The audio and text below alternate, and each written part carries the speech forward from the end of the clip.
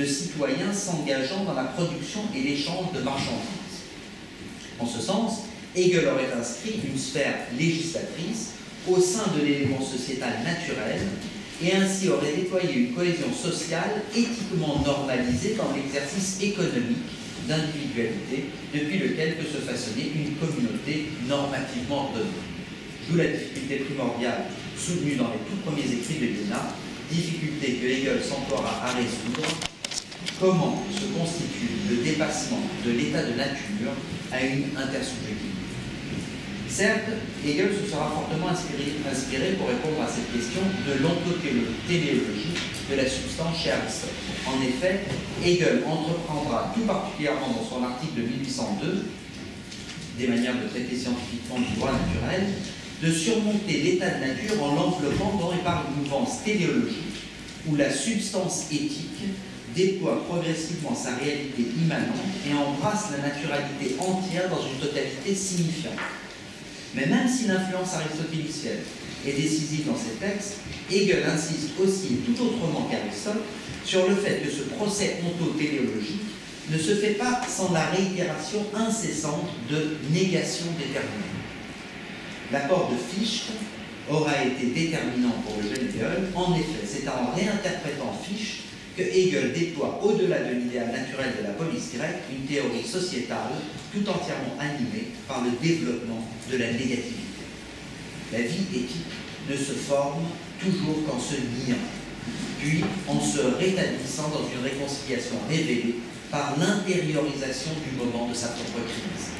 C'est la figure de l'esprit qui pointe déjà ici, et ainsi de l'histoire, comme mouvement où s'affrontent les différences en s'apaisant par la main.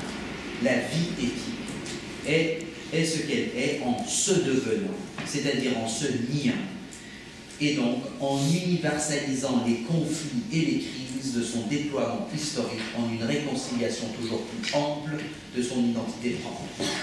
Et en effet, le système de la vie éthique déploiera la même thèse. L'instance de la vie éthique se pensera et se déploiera dans le mouvement d'une pulsion. C'est ainsi que l'activité de chaque individu est animée par une pulsion vers la vie éthique absolue. Alors c'est très précisément à même cette activité pulsionnelle vers l'absoluité de l'éthique que se fera sentir une certaine doubléité chez Hegel. En tant que signification absolue qui attire et relève, englobe et comprend les individus en animant leur activité propre, le télos de la vie éthique naturelle est vie éthique absolue. Mais en tant que les individus ne font que tendre vers l'unification, aspirer infiniment à l'absolu, leur activité ne s'inscrira dans la vie éthique que comme un rapport. Rapport et vie éthique absolue. Et Hegel d'expliquer chacune des puissances à l'œuvre dans chacun de ces rapports. La première puissance est de la nature. Elle instaure la domination du particulier sur l'universel, tandis que la seconde est l'infinité, et donc, à l'inverse, établit la supériorité de l'universel sur le singulier. Nous prélèverons deux rapports particuliers. D'abord, le second rapport de la puissance naturelle, celui où le naturel se développe de telle sorte que la différence particulière l'emporte, en se séparant de tout désir, sur l'identité du sentiment universel propre à la cellule familiale, c'est le rapport parent-enfant. Puis le second rapport de la puissance de l'infinité, celui où l'infinité abstraite du droit règne sur toute relation individuelle, c'est-à-dire là où s'inscrit le caractère juridique des sujets engagés dans l'élément du sociétal, c'est le rapport contractuel.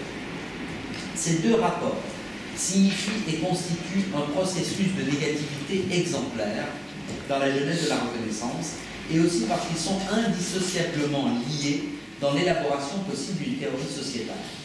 Du rapport parent-enfant, Hegel retire l'idée que les sujets se reconnaissent mutuellement comme des êtres aimants, animés de besoins affectifs.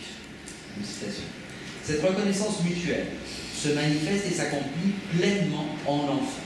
Dans et par l'enfant, en effet, les parents se reconnaissent en une unité singulière et donc en une conscience différente, comme instance où ils reconnaissent aussi leur relève, leur Aufklärung, c'est-à-dire la possibilité par le travail de l'éducation de transformer la négativité extérieure de l'enfant, le fait que l'enfant nie l'universalité, en une négativité intérieure, faisant de lui une individualité propre. Et donc, par ce même travail de l'éducation, qui suppose la mort des parents, et ainsi le relève, se déploiera l'unité consciente et individuelle de l'enfant, en laquelle les parents se reconnaîtront toujours déjà. Certes, les parents reconnaissent en l'enfant leur propre mort, mais à même cette reconnaissance, qui est aussi celle de l'individualité consciente de l'enfant, ils y voient aussi se déployer la vie éthique du sociétal, et donc la vie du politique. C'est pourquoi, en cette reconnaissance, se tissera le fondement et le passage au rapport contractuel, notre deuxième rapport. Hegel le souligne en effet, dans la reconnaissance parent-enfant se trace une évolution hors ou en dehors du rapport familial. Car ce que les parents reconnaissent en l'enfant, par-delà leur propre mort et à même le travail de l'éducation, c'est aussi le devenir et l'émancipation de l'enfant hors de l'ordre familial, en tant qu'il, l'enfant, se constitue en une personne juridique et s'engage de plein droit au sein de l'élément sociétal.